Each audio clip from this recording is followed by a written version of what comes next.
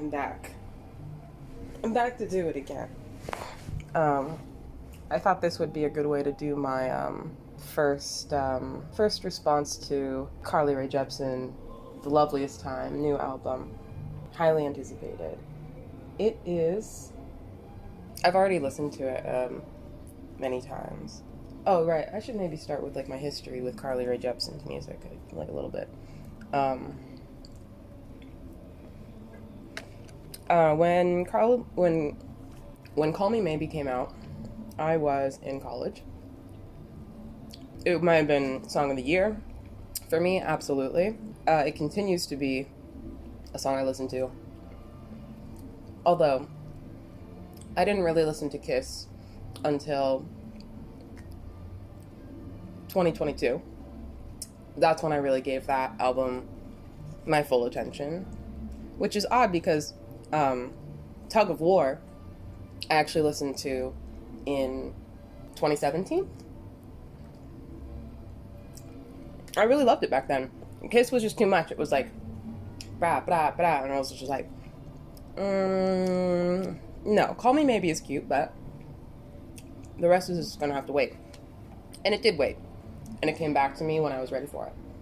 Between all of those, I would say that Emotion was the moment where I felt like this huge cultural shift for her among like us as listeners and who I was interacting with, speaking about her too, and the reception of her was starting to be taken very seriously, and it was a refreshing feeling, a very cool transformation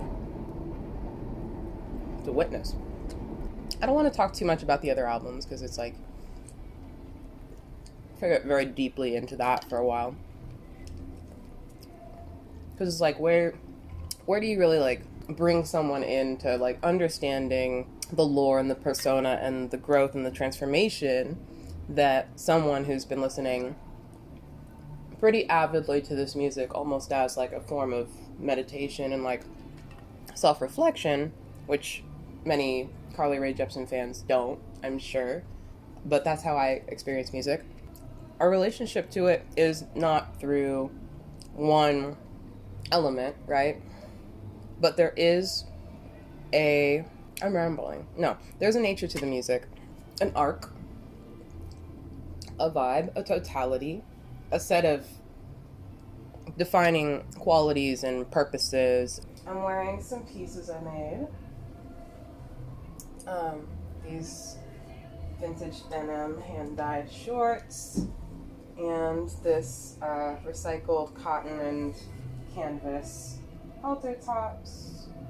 They'll be washed and available in my shop either before this comes out or after this comes out. One of those. Let's get started on this album. Oh yeah, I've got 3 beverages. I've got water. I have lemon LaCroix.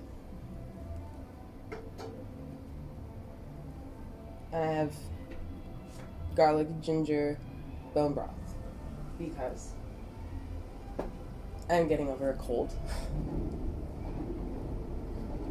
Trying to stay hydrated and nutriized. I can't be the only one. From everything leading up into this, and especially The Loneliest Time, I was expecting disco. But it's so not what I expected. I'm like, we are in psychedelic early disco, maybe 60s land. And yeah, this track is just phenomenal. It's so crunchy. I totally see why it ends up on a B-side. That's why we kind of get more excited for a B-sides release. Me, personally. One of the top 10 Carly Rae Jepsen tracks of all time is Store. Endless.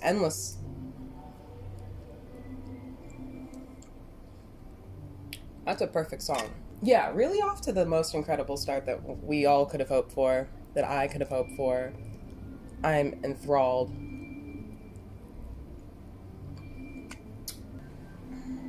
This one, it truly harkens back to Kiss. It's a classic 80s synth mall Forever 21 track. It's like the adrenaline rush of shoplifting lipstick from Sephora, I would imagine. I've never done that. Sonic equivalent of creating a fake sleepover party to talk to your friends and eat snacks. Cool, cute. It's that kind of vibe. It's a little bit intense, but that's like, it's not for everyone. It's certainly for me. Okay. On. Because I have to like time this. I'm not gonna play the music. We'll see. What is this? This is our Aphex Twin moments. Put it on the next Kingdom Hearts. Thank God for whatever is happening in the rhythm. We got her listening to Aphex Twin. We got her listening to Death Grips, probably. I wonder what was picked out and put together to make this track, because it's sort of left field. You're really exploring. Onward. Okay, I guess I have to talk about Airplanes now. Verified banger. Aeroplanes has basically created a new neural pathway in my brain. I'll have to come back to this track. This track alone deserves like an entire 1 hour video analysis, finding the roots of all these sounds. Like, holy hell, that's my feeling on it. It's gonna be on every playlist, basically, is what I'm saying. Not other people's, just every playlist I make for the next like 4 years, probably. For some reason, that little it sounds just like those reels my friend sends me of the little animated guys who like, hi mommy, what is it, Caillou? I have Xbox on my TV. No, the sister. Like, am I to believe that Carly Rae Jepson is consuming Coco Melon Instagram reel content? Highly likely. Very, very highly likely. I also feel like she played Farmville, you know? And she might even play Words with Friends, you know? Like, she's got a couple of those still going. She seems like she has a pretty good Wordle score. This was when I was going to pause and say the Bee Gees. I feel like it's pretty clear why I would say that. I like it. It's very goofy. I relate. It doesn't break my brain. It doesn't like restart anything for me, which is like, it's a big ask for music, but she delivers that so much that it's like, okay, yeah, give me the vibey track. This isn't meant to restart the culture. This one is just for what already exists in the culture. This is for maintaining, hell yeah, Zimbabwe. Everyone who knows me well knows I'm not really a huge fan of a slow jam because I'm frenetic. I require a lot of stimulation. I also wonder why this was recorded inside of a cavern. I love how it sounds. I think it's very decadent. It's very romantic. It's illustrative. It's hidden. It's a hidden gem. It's like, it's the silhouette and the outline of a gem, but you have to pull the gem out of it. Onward. I'm sorry, did I just put on Pink Panthers? Oh no, this is still Carly Rae Jepsen. Okay, continue. She's been jet setting. Good for her. I really want to travel. I haven't left New York in so long. Shadow sounds like Pink Panthers right out of her, like, snatched her notebook. I'm not saying there's any sort of like, we're just utilizing a lot of new pop styles, and it's not what I really expected. You know, she could have gone a Selena Gomez direction, a Dua Lipa direction, right? She could have done a Dua Lipa, just crystallized into Call Me Maybe over and over and over. Like, sorry.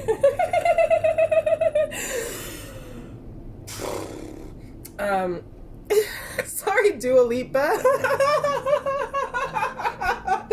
I don't know what I'm saying. So if Call Me Maybe had been, let's imagine a Carly that didn't transform again and again, what would that sound like with the production that we use today? Like the trends in audio engineering and new techniques. Bringing it right to pop, keeping us so entertained. Snappy, catchy, meaningful. Wow. Onward. This is your easy entry. Anyone who likes Daft Punk You can just throw this into their playlist. They won't even notice. This is Gateway Carly right here. She's really gonna reach new audiences with this track. People are gonna Shazam this, you know? I wish they'd play this in the grocery store. This would be such a vibe at Key Foods.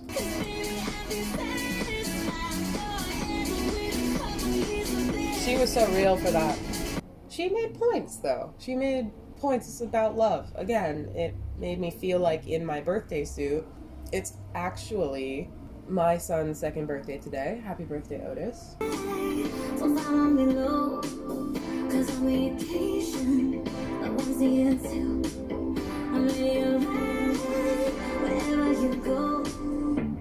was wrong, I fell into it. This is camp.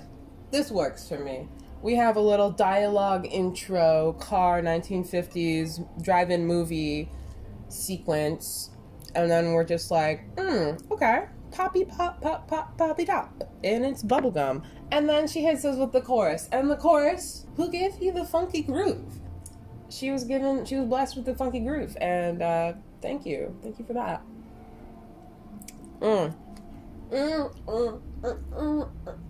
It's obviously So Nice. Like, it's a B-side to So Nice. So right. Oh my god.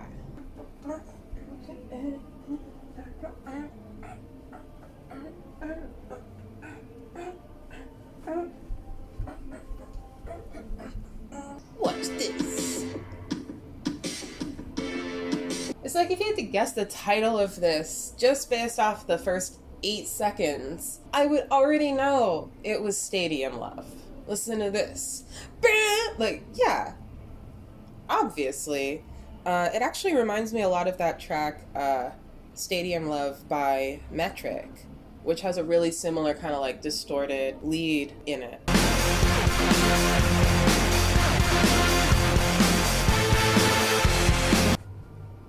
I'd love to hear this remixed at BPM of like 135. That's basically my opinion. It's groovy. It's summery. It's kind of for Napa Valley. It's kind of for MDMA with Wine Moms. Love this track. Not on my top 10. It's somewhere in my rankings. I have one artichoke heart here to eat. Let me see how far I am in through the album, because we have been recording for minutes. Did we listen to things out of order? What's up with that? We're doing things out of order here? Absolute death of the album vibes. This has a lot of potential as an ending song in an anime, like a Naruto, sad scrolling, mournful, applicable and mournful. Chugga chugga choo choo. Always makes me feel like that is why it belongs in that category. It's a song. It's music. So funky. She bookends us with these funky joints. Absolutely wild production, sort of experimenting with space and silence and syncopation. A really well balanced, like puzzle-like nature to the composition. Never feels like it's rushing. Never feels like it's slow. Glamorous. It's an album that transports you. That's fairly obvious. Is it innovating? Yes, also very clearly innovating. It's subjectively good, so like, we'll expect to see you on tour. I expect that you all enjoyed the Loveliest time. I'm happy for you if you did. I'm gonna enjoy it some more myself, but I may have to take a break and turn on the AC and file my taxes. It's really been nice seeing you. And I hope we can do this more often. It was really nice. All right. Ciao.